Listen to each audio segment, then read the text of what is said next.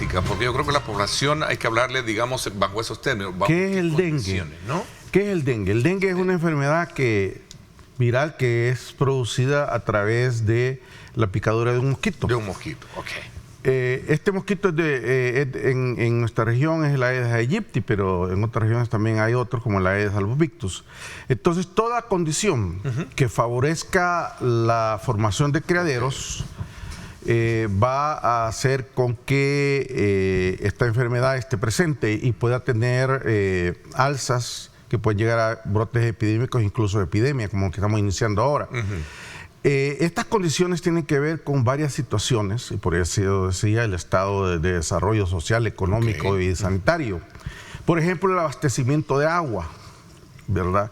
Si en una comunidad existe un abastecimiento de agua potable, con grandes limitantes, como sucede aquí en áreas como Ilopango, Soyapango, Apopa, en donde hay zonas que reciben agua apenas una vez a la semana, en horas de la madrugada y por horas, en donde los habitantes entonces se ven en la obligación de recolectar agua en recipientes de diferentes tipos, ¿verdad? Esa es una condición Esa es una condición per se, generalizada. Sí, es que el dengue es una enfermedad estructural que está íntimamente relacionada a la manera de vivir de los salvadoreños en este caso. Y a eso añádale que el mosquito Aedes aegypti no crece en cualquier depósito, en cualquier agua, no crece en charcos de agua verde y con agua descompuesta y contaminada, no, crece en agua claras, limpias, y eso tiene que ver con recipientes que solemos acumular, una vez más por nuestra manera de vivir, que van desde corcholatas, tapones de recipientes hasta floreros, llantas y todo lo que... Entonces, todo lo que pueda servir donde se acumula el agua. Este mosquito va a vivir por tal razón y va a generar esta enfermedad. El dengue en su origen es una enfermedad, es una zoonosis que pasó de selvas a lo urbano por la deforestación y otras situaciones. Sí. Pero este mosquito entonces va a vivir cerca de nosotros. Entonces, si nosotros acumulamos este tipo de cosas en nuestros hogares o alrededor de nuestros hogares, eso también va a va a generar la formación de criaderos y esto va a aumentar los riesgos e incluso a contribuir a que se genere lo que estamos viendo ahora. Con la practicidad con la que también debemos actuar nosotros, es decir, tener alta concentración de agua por las condiciones que no tengamos, que no se nos facilita el abastecimiento, etcétera. Ese es un factor que hay que primero vigilar, ¿no? Eso es uno. Luego viene el tema de las medidas de carácter preventivo, ¿verdad? Porque el punto en salud, y particularmente en enfermedades infecciosas, hay dos ámbitos, ¿verdad? El ámbito de la prevención, ¿sí?, y el ámbito curativo, en el cual nos encontramos en este momento, ¿verdad? Por cada dólar que nosotros invertimos en prevención, nos ahorramos más de 100 en medidas curativas, en relación a que es mucho más beneficioso, costo-beneficio, el que prevengamos la enfermedad a que estemos ahora en la situación en que nos encontramos. Entonces ahí viene el punto de que tenemos que estar constantemente educando a nuestra población, porque en estos días yo me he encontrado personas que dicen, y yo no sabía que el dengue era tan grave o que el dengue representaba la situación. Entonces, cuando tenemos este contexto de que hay un riesgo, está presentando la situación, en ese momento deben activarse las medidas preventivas. ¿Qué significa una alerta? La alerta significa haber actuado de forma oportuna, ¿verdad? Para poder decir, vamos a trabajar ya en estas áreas, o demasiado tarde. Es decir, volvemos al enfoque.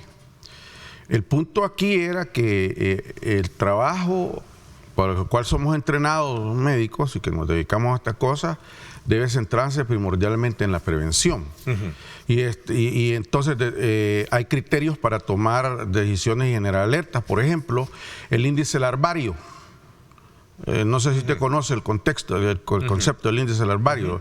Se investigan zonas de riesgo y entonces se define el número de casas, por cada 100 casas, qué porcentaje se encuentran criaderos positivos a Aedes aegypti.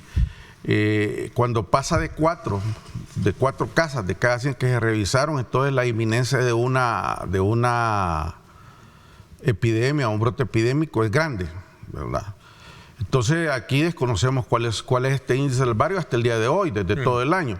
Luego están las curvas epidémicas y en base a eso se decide en el momento para evitar lo que está sucediendo ahora. Ahora sin duda estamos en una situación en donde se decreta una alerta, pero la alerta ya no va a tener el impacto de prevenir, sino que ahora el énfasis se da principalmente en el tratamiento de los niños y adultos, porque esto no es una enfermedad exclusiva de niños, ¿verdad? Entonces, debió haberse dado una alerta epidemiológica hace 3 meses, por ejemplo, ¿verdad? Para evitar lo que estamos viviendo hoy.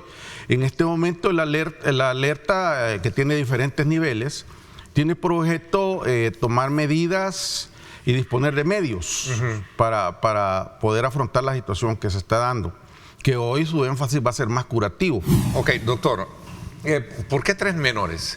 ¿Más vulnerables? ¿Y qué características tienen? Yo como padre, como madre, alguien va a decir, bueno, si una fiebre la recibo de cualquier... A ver, la pregunta es bien importante.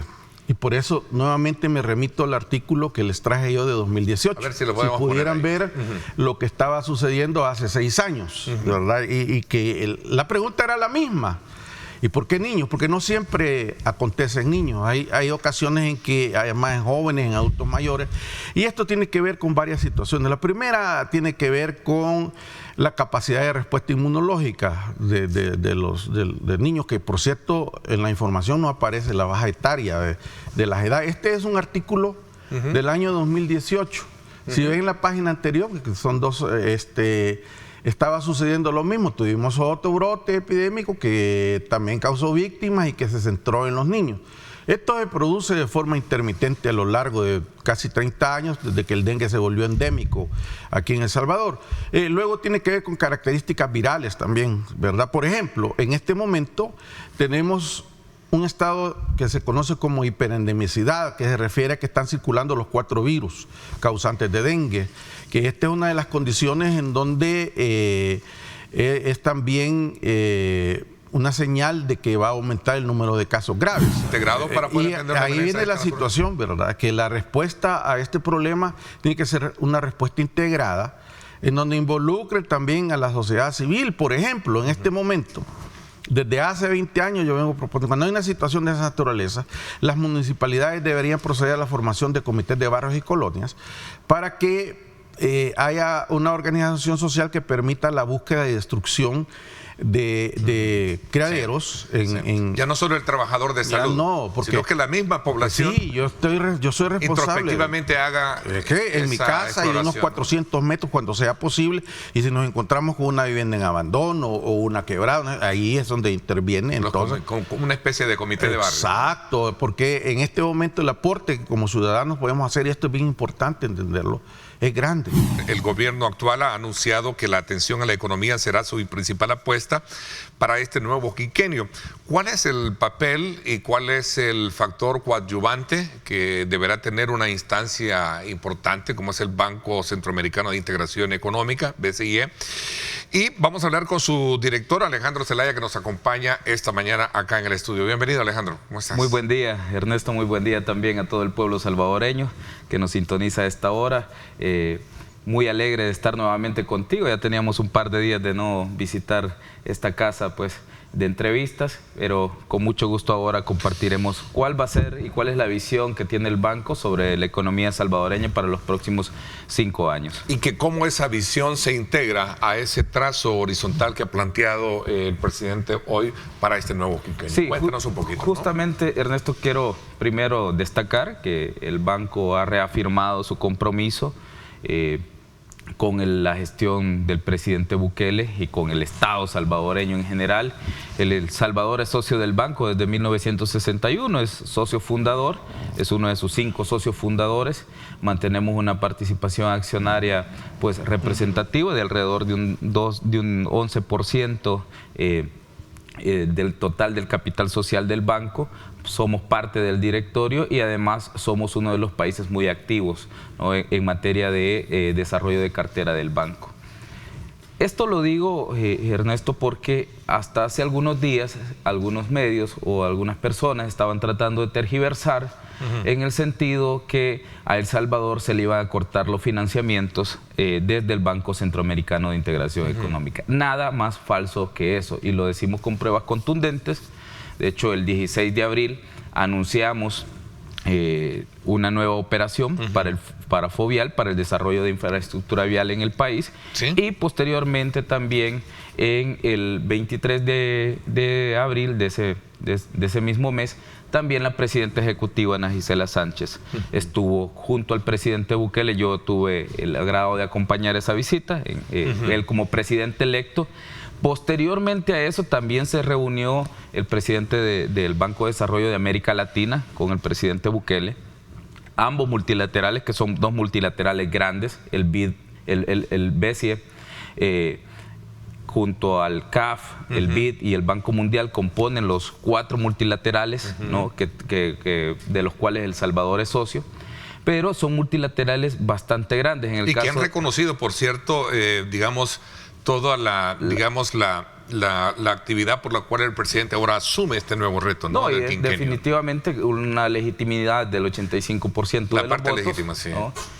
También es eso es bien importante, ¿no? Sobre todo para decir, bueno, aquí estamos para echarte la mano, ¿no? Claro, para reconocerlo. Entonces, justamente en esa reunión, Ernesto, personalmente, los dos presidentes del Banco de Desarrollo de América Latina, también la presidenta del BCE, reafirmaron su compromiso, ¿no? Reafirmaron su compromiso con El Salvador para la próxima gestión de 5 años, ¿no?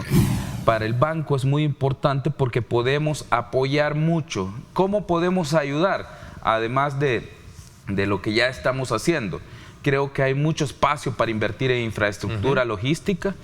El viaducto Morazán ya lo estamos construyendo, estamos cooperando, son más de 400 millones lo que va a costar la obra en total, porque no es una obra pequeña, pero para los próximos años esto va a ayudar no solo a solucionar el problema del tráfico del ciudadano común, sino que también va a desentrampar el tema logístico, de este corazón industrial que tenemos entre Lourdes, Colón y también San Juan Opico. Para nosotros... Ese brazo económico es importante, vital dentro de esa nueva visión, ¿no? Al final, digamos, las ventajas que tú tienes cuando desarrollas infraestructura, Ernesto, es que tienes, digamos, en el cortísimo plazo, tienes empleo directo, ¿no? Sí. Generas empleo directo para la población, lo cual evidentemente te va a afectar positivamente el consumo, ¿no? Porque un empleado, pues con un salario, evidentemente tiene poder adquisitivo y puede hacer sus compras en cualquier, digamos, supermercado, mercado, y eso genera una dinamización de la economía como tal, genera mayor recaudación tanto para el Ministerio de Hacienda por la recaudación del IVA, porque el IVA se aplica a los precios del consumidor final, ¿no? Entonces eso al final se convierte en el círculo virtuoso, ¿no? En el cortísimo plazo. Pero en el largo plazo también te da ventajas competitivas porque, 1, desahogás el corredor logístico, 2, te convertís en un país con carreteras atractivas para los inversionistas, sabrán que tendrán menos gastos logísticos, ¿no? O gastos de transporte por, digamos, la buena condición que mantienen las carreteras. Y esto no lo digo yo, sino que lo puedes ver incluso en redes sociales, a veces cómo la gente hace la comparación, ¿no? Dice, las carreteras en tal país, y justamente ahora estoy entrando, dicen, a El Salvador, y vean cómo están las carreteras, vean cómo están los puntos fronterizos. Entonces, ese desarrollo de infraestructura nos va a dar una ventaja competitiva en la región, algo que nosotros hace mucho tiempo, Ernesto, lastimosamente perdimos. Sí, apuntalar áreas importantes y estratégicas para el BCE, por lo que recibo en esta conversación primaria, es el hecho de una apuesta muy estratégica en corredores logísticos, en esa comunicación importante de aquellas áreas que vienen a dinamizar la economía. Una de ellas, decía, últimamente es el tema de la carretera Sur City, por ejemplo, que también el viaducto del caso de los chorros, ¿no? Sí, justamente, Ernesto. Y Antes de quizá de abordar las apuestas que tenemos, creo que hay que también recalcar que el banco ya tiene operaciones en el país. Nosotros actualmente tenemos una cartera de 2.800 millones con El Salvador. Sí. En ejecución tenemos varios créditos como el Plan Control Territorial, si ustedes lo recordarán, fue una de las primeras líneas que el banco abrió para el país. También tenemos lo que ya decíamos, la ampliación del viaducto Morazán. Hace poco tuvimos el evento de Miss Universo, sí, y también tuvimos los Juegos Centroamericanos y del Caribe, y a veces a muchos se nos olvida que esos dos eventos se hicieron justamente en dos escenarios que se fueron renovados justamente con operaciones del Banco Centroamericano de Integración Económica. El caso del Estadio Jorge Mágico González, ¿no? La remodelación fue por parte de una operación con el banco. De hecho, el banco recibió un premio porque emitimos un bono en mercados internacionales, el primer bono global para el deporte emitido en el mercado japonés. Se compró totalmente el bono y con eso el banco pudo también financiar el proyecto Pro Deporte en El Salvador por alrededor de 115 millones. Renovamos el Gimnasio Nacional, renovamos el Polvorín, entre muchos otros centros deportivos que utilizamos para los Juegos Centroamericanos y del Caribe. Todavía continúan algunas obras menores, ¿verdad?, para continuar con este proyecto. Creo que eso es muy importante, digamos, desde la óptica internacional, cómo colaboramos a erradicar problemas reales en las sociedades a las cuales servimos, ¿no? Entonces, el banco ha tenido esa versatilidad de poder seguir ayudando al país en sus estrategias de seguridad. Ahora vamos a cooperar en su estrategia económica. Cooperamos durante la pandemia de COVID para la reactivación. El banco fue quien otorgó 600 millones para el levantamiento de Firempresas, si tú lo recuerdas. Sí. Hubo un fideicomiso que se administró en Bandesal y que otorgó créditos a nuestros empresarios de todos los niveles, ¿no?, en el país, para que pudieran continuar operando durante la pandemia. Luego, durante la crisis inflacionaria, también el banco otorgó apoyo por 200 millones a El Salvador para fijar los precios de los combustibles y que no tuviera una afectación directa sobre los precios del consumidor, ¿no? Durante la pandemia también ayudamos a comprar vacunas desde el banco, ¿no? Fueron alrededor de 100 millones, si no mal recuerdo, los que se otorgaron, y así un sinfín de oportunidades, ¿no?, que se han tomado por el país y que han estado disponibles desde el banco. ¿Qué es lo que viene o qué es lo que pretendemos hacer? Nos llena de mucho optimismo el anuncio realizado por el presidente. No todo, como te dije al inicio de la entrevista, no todo el tiempo tienes la oportunidad de colaborar para mejorar el perfil económico de un país. Es algo que por lo menos a los organismos internacionales financieros les gusta mucho, ¿no? Y creemos que en El Salvador hay una oportunidad muy grande en materia de desarrollo turístico.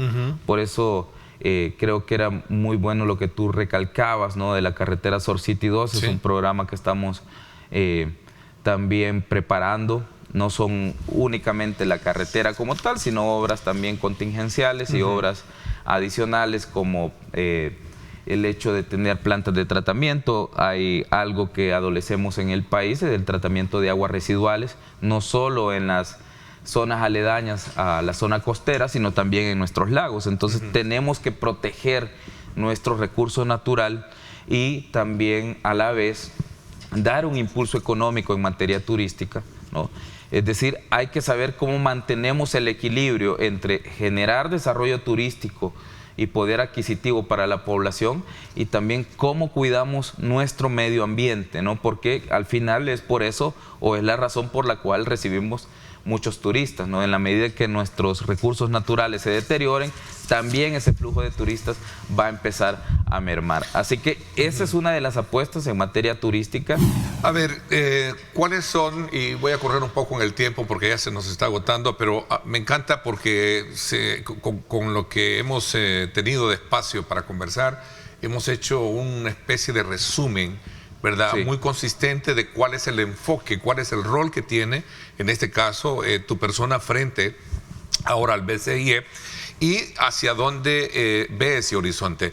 los próximos del próximo quinquenio, proyectos así inmediatos, el tema de salud, y qué otros aspectos podríamos destacar y resaltar de las experiencias que se han tenido en el trabajo que ha tenido junto con estos otros organismos, Banco Mundial y el resto, ¿no?